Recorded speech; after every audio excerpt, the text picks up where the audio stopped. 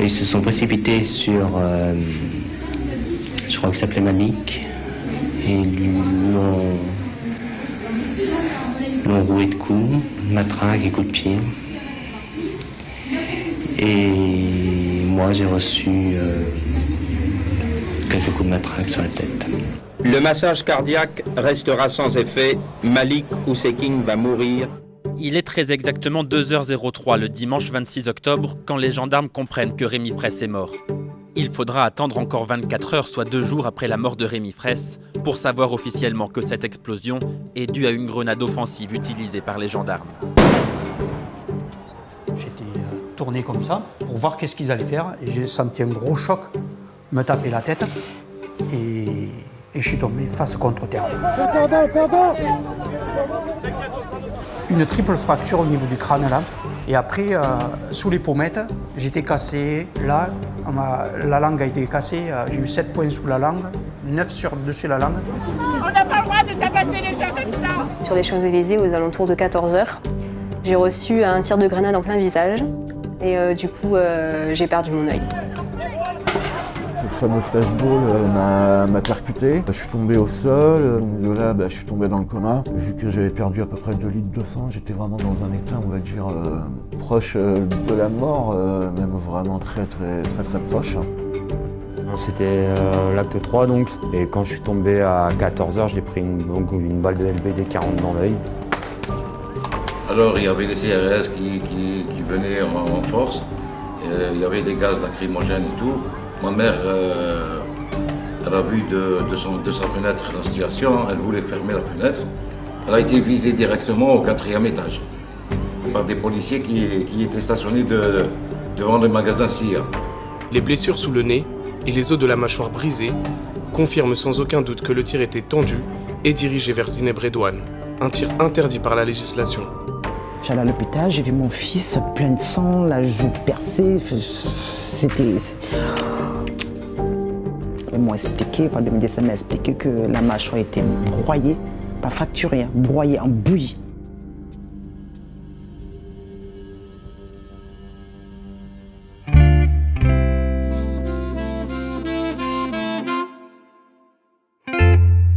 Salut, c'est Thomas Rozek. Ça fait maintenant plusieurs années que régulièrement revient dans l'actualité la question des violences policières. De la ZAD de Notre-Dame-des-Landes aux récentes manifestations contre la réforme des retraites, en passant par celle contre la loi travail de 2016 et évidemment la crise des gilets jaunes, il est désormais évident que nous avons collectivement un problème. Même les pouvoirs publics, qui jusqu'ici écartaient d'un revers de main le terme même de violence policière, commencent à admettre depuis peu que les dérives sont trop nombreuses. L'épuisement, le manque de moyens, la dégradation des conditions de travail des forces de l'ordre peuvent s'entendre et être admises comme des facteurs aggravant certainement le risque d'exaction, mais il y en a d'autres dont on parle moins, comme par exemple l'arsenal des policiers, cet attirail dont on entend souvent les noms, grenades de désencerclement, gaz lacrymogène, LBD. Comment et pourquoi ces armes, qui blessent de plus en plus souvent, qui tuent même parfois, ont-elles fait leur apparition ? Et surtout, quel sens donner à l'utilisation qui en est faite ? Ce sera notre épisode du jour. Bienvenue dans Programme B. Notre invité pour en parler, c'est l'économiste Paul Rocher. Il signera en mars prochain aux éditions La Fabrique un livre au titre évocateur « Gazer, mutiler, soumettre, politique de l'arme non létale ». Une réflexion sur le sens de l'usage de la force et surtout de la manière d'y recourir. J'ai commencé par lui demander, histoire de poser un cadre assez large à la discussion, comment, selon lui, on en était arrivé à ce point de crispation autour des violences policières. Alors, je pense que c'est tout simplement le constat que les policiers, les forces de l'ordre, font un usage assez important de leurs armes. Et là, moi, je vais publier un livre qui s'appelle « Gazer, mutiler, soumettre », qui parle justement des politiques des armes non létales, puisqu'il s'agit des armes non létales. Finalement, la question des violences policières est liée à cette question des armes non létales. Et là, ce que j'essayais d'apporter, ce que j'essaye de montrer, c'est que finalement, c'est les armes en tant que telles qui conduisent les forces de l'ordre à tirer plus vite et à tirer plus tôt. Et donc, il y a quelque chose à creuser du côté des armes. Et je peux vous donner un exemple assez parlant. On peut prendre les chiffres du ministère de l'Intérieur, qui publie des chiffres sur le recours aux armes non létales. Donc, on peut prendre la période de 2009 à 2018. Et là, on voit que l'usage des armes a été multiplié par 9. Donc, aujourd'hui, en 2018, par exemple, il y a eu environ 20 000 tirs sur des civils, sur des manifestants. C'est comme si la police avait tiré sur chacun des habitants de la ville de Biarritz. Et il resterait même un peu de munitions encore pour les habitants des villages autour. Donc on a une explosion du recours aux armes non létales. Et là, ça pose une question, c'est que finalement, au lieu d'être une alternative douce, ces armes non létales, finalement, sont un outil de brutalisation du maintien de l'ordre. Donc on a une multiplication de blessures, souvent mutilantes, handicapantes, toujours traumatisantes pour les victimes et parfois mortelles. Donc là, on est dans quelque chose qui est extrêmement inquiétant et on est très loin de la définition qui est donnée des armes non létales, qui sont censées être des armes qui sont jamais mortelles, ni définitivement handicapants. Et pourtant, c'est exactement ce qu'on constate.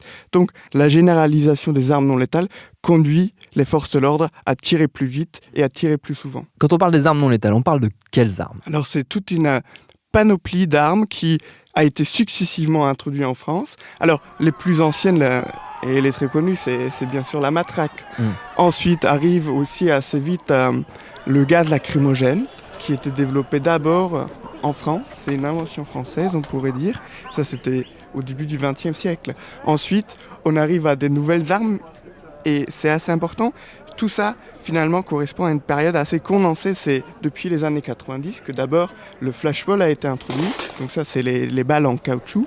Ensuite, le flashball Super Pro, qui est une version améliorée, plus dangereuse. Ensuite, en 2004, a été introduite la grenade de désencerclement. En réalité, ça correspond à une grenade à fragmentation. Donc elle envoie des balles de caoutchouc dans toutes les directions au moment de son explosion. Ensuite, on a le LBD 40 qui est à nouveau une version plus puissante de la balle en caoutchouc. Donc à nouveau, les policiers ont une arme avec laquelle ils peuvent tirer sur les civils. Et puis on a aussi en 2011 l'introduction de la grenade assourdissante.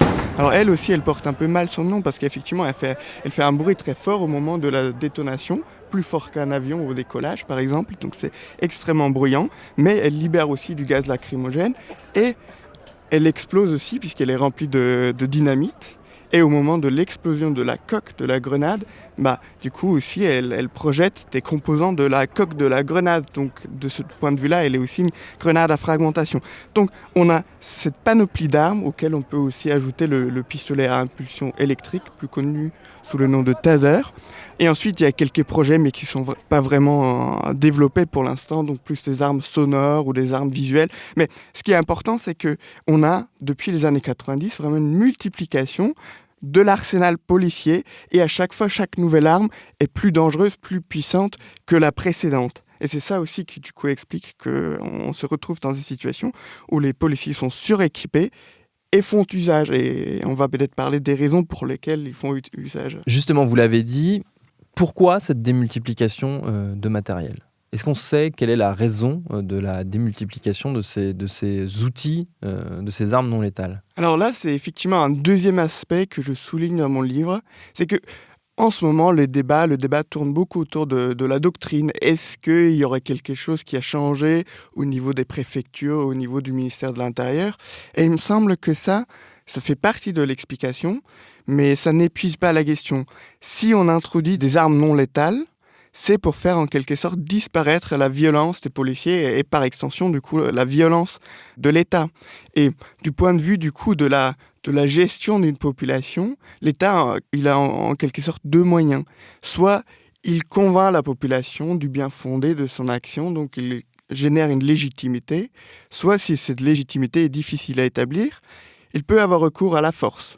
Donc là, c'est les armes. Sauf qu'il y a quelque chose qui est très difficile du point de vue de l'État, c'est que s'il a recours aux armes, c'est que la population, a priori, elle ne va pas aimer. Tirer sur des civils, ça passe toujours mal, même si l'État est fondé sur le monopole de la violence.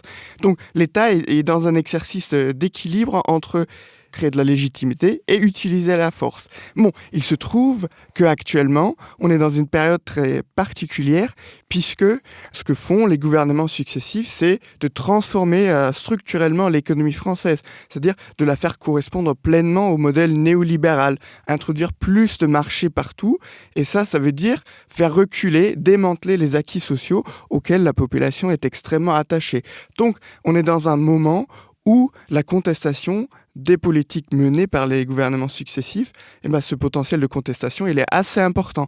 Et de ce point de vue-là, pour pouvoir du coup gérer ces manifestations, cette contestation, l'État s'est dit, il pourrait être intéressant d'avoir des armes qui finalement se présentent comme pas très dangereuses. Parce que c'est ça fondamentalement, on peut tirer sur des gens, de toute façon il ne se passe jamais rien, c'est des armes non létales. Donc pas de souci. Cette arme n'a pas vocation à tuer, mais tirée à bout portant, elle peut faire mal, très mal. Ceci est une arme de défense et de dissuasion. Simple d'utilisation, le flashball et assure son inventeur sans danger. La balle est en caoutchouc mousse, tirée à une distance de 15 à 20 mètres, elle ne provoque au pire qu'un gros hématome. Le principe, c'est d'avoir un projectile qui soit assez puissant pour clouer au sol un adversaire, un agresseur, mais qui n'engendre pas de traumatisme permanent, voire un cas mortel. Ce que vous montrez dans ce livre, c'est aussi le décalage entre l'intention affichée pour ces armes par leurs fabricants et l'usage qui en est fait. C'est-à-dire qu'elles sont censées être des armes défensives et qu'elles se transforment en armes offensives. Effectivement, la question de qu'est-ce que ça signifie une arme m'a beaucoup préoccupé. Et il y a une chose qui est très évidente, c'est que quand on appelle une arme non létale, on fait référence à ses caractéristiques techniques. Sauf qu'une arme, elle n'est jamais seulement un outil, elle est toujours utilisée dans un contexte. Les forces de l'ordre utilisent les armes dans un contexte. Et c'est là où j'ai commencé à creuser un petit peu.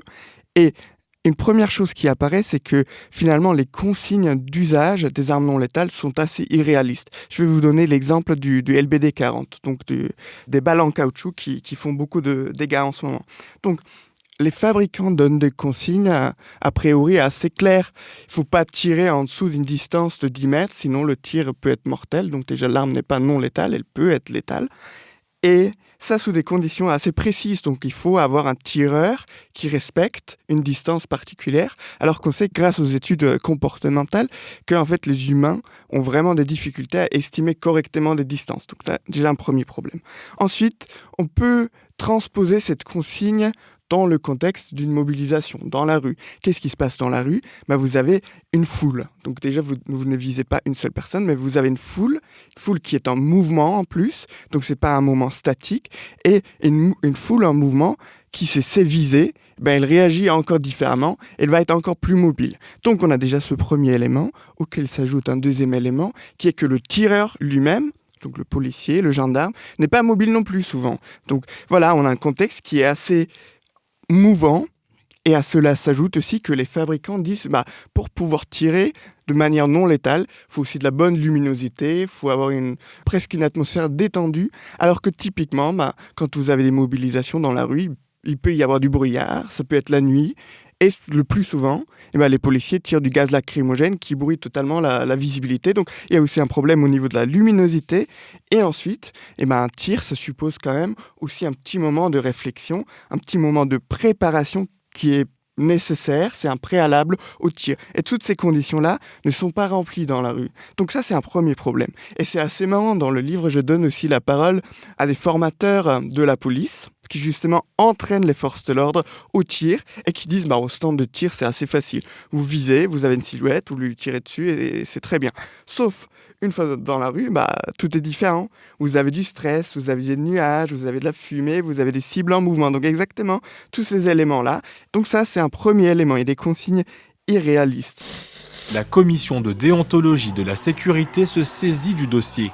En 2011, elle conseille au gouvernement de restreindre l'usage du lanceur de balles de défense. Nous recommandons de ne l'abandonner face à des personnes qui sont en mouvement, par exemple à des manifestants qui bougent, et nous recommandons aussi de l'abandonner dans toutes circonstances si on ne peut pas améliorer la précision de l'arme. Les dossiers finissent sur le bureau du défenseur des droits. Saisi à 7 reprises en 2015, il appelle à la fin du lanceur de balles de défense. Nous disons clairement que cette arme est dangereuse. On ne doit plus du tout l'utiliser dans le cas de manifestation, c'est-à-dire dans le cadre d'opérations de maintien de l'ordre. On peut s'intéresser aussi à la doctrine du maintien de l'ordre. Et ce qu'on a là, c'est que tout à l'heure, je vous ai donné la liste des différentes armes non létales. Et il y a un point commun de toutes ces armes, c'est qu'elles permettent d'agrandir la distance entre les forces de l'ordre et les manifestants, puisque les armes de plus en plus puissantes sont capables de traverser des distances assez longues, de plusieurs dizaines de mètres. Et là, on a du coup un moment ou un élément assez important pour chacun des membres des forces de l'ordre, c'est que pour que la doctrine fonctionne, il faut du coup garder la distance entre, d'une part, les policiers et d'autre part, les manifestants. Garder du coup l'avantage tactique de la police, c'est maintenir cette distance. Il se peut qu'un manifestant avance un petit peu, et là, du coup, ça annihile en partie l'avantage tactique des policiers, et du coup, le policier va être plus facilement amené à tirer. Et du coup, le tir va plus reposer sur les présupposés du tireur que sur le constat d'intention manifeste. Et on a vu ça, par exemple, au moment de Gilets jaunes, où vous avez un gilet jaune qui se rapproche effectivement d'un groupe de forces de l'ordre, lève les mains en l'air, donc il n'a pas l'air très dangereux, et une seconde plus tard, il reçoit un tir sur le torse. Donc là, typiquement, c'est une illustration de ce fait-là que, finalement, pour que le maintien de l'ordre reposant sur les armes non létales fonctionne, il faut que les policiers tirent précocement, pour garder l'avantage tactique. Et on peut du coup s'intéresser au fait, tout simplement. Vous avez une situation où, en 2014, la nuit où Rémi Fraisse a été tué, vous avez 700 manifestants présents sur la zone qui s'opposaient au projet, au barrage, et vous avez 700 grenades qui ont été tirées. Donc une grenade par personne. Et ça s'accélère. 2018, en décembre, 1er décembre 2018, vous avez 2 grenades par gilet jaune. Et vous avez des situations encore plus extrêmes, on parle de Notre-Dame-de-Lande, là, où vous avez, au moment de l'évacuation, vous avez 15 grenades par personne tirées. Donc là, voilà une multiplication des tirs qui est extrêmement inquiétante. Et pourtant, on considère toujours que, de toute façon, c'est pas très grave, puisque ces armes sont des armes non létales. Donc c'est aussi la réputation, du coup, de l'objet technique, réputé comme inoffensif, comme pas dangereux, qui, du coup, aussi facilite les tirs. Et on connaît tous l'exemple des armes à feu conventionnelles. Mieux vaut interdire la possession des pistolets à la maison pour éviter des drames. Alors que là, on a cette situation où des policiers sont équipés, la doctrine les induit aussi à tirer plus tôt, et on arrive du coup dans une situation où les policiers tirent plus et plus souvent. Et pourtant, c'est assez intéressant, le ministère de la Justice américain, dans les années 80, ça a inquiété du fait que l'introduction d'armes non létales conduise à une augmentation des tirs mortels, justement pour cette raison-là. C'est que les armes non létales sont utilisées par des personnes dans un contexte particulier, et c'est ça qui fait que finalement, quand vous avez une arme qui est réputée non dangereuse, ça vous déresponsabilise aussi en tant que tireur. Donc vous tirez, vous dites, de toute façon, il ne se passe jamais rien, et il n'y aura pas de sanction. Et ça, c'est un autre point, c'est que rarement les auteurs de tirs dangereux sont sanctionnés.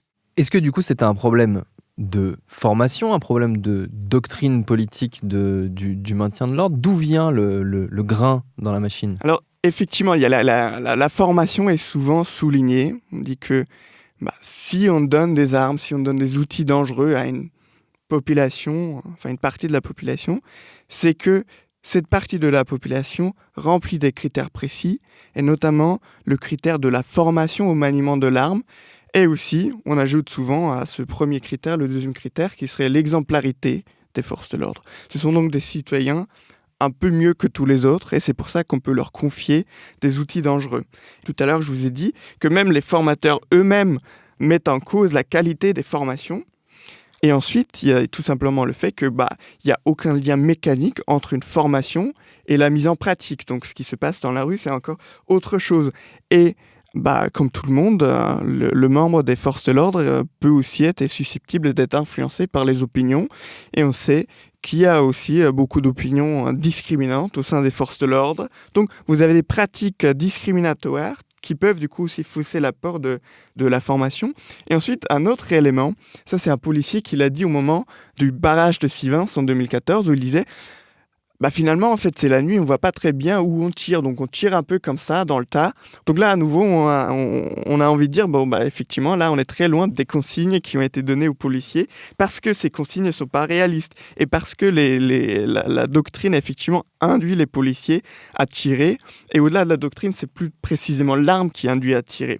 Parce que de toute façon, c'est pas très grave. Est-ce qu'une des réponses et une des pistes pour comprendre cette situation dans laquelle on est et qui se répète régulièrement à chaque manifestation, c'est justement l'usure et la situation dans laquelle se trouvent les forces de l'ordre. Alors, j'ai envie de dire, la situation, c'est leur contexte d'intervention. C'est effectivement la manifestation, souvent, ou un rassemblement. Donc, effectivement, ils sont beaucoup sollicités, mais c'est précisément leur travail. Mais effectivement, je pense que le lien dangereux, c'est que vous avez ces policiers-là, à qui on a donné des armes réputées peu dangereuses, et à partir de là, on les sollicite pour tirer.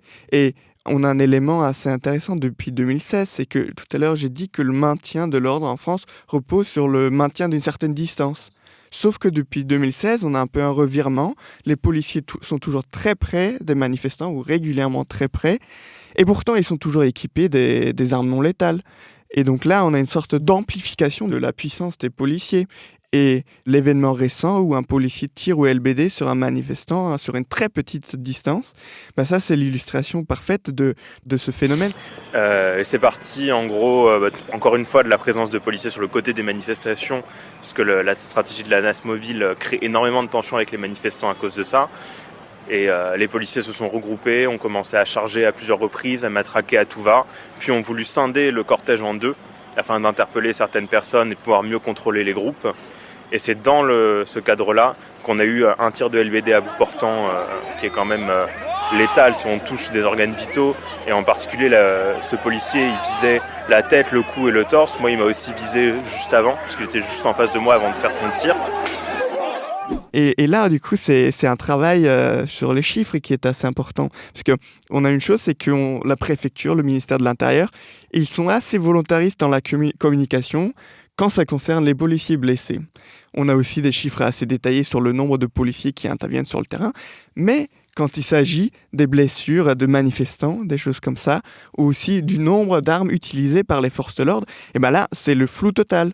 La Cour des comptes a fait un rapport sur les armes non létales en 2018 et il voulait compter le nombre d'armes dont disposent les forces de l'ordre.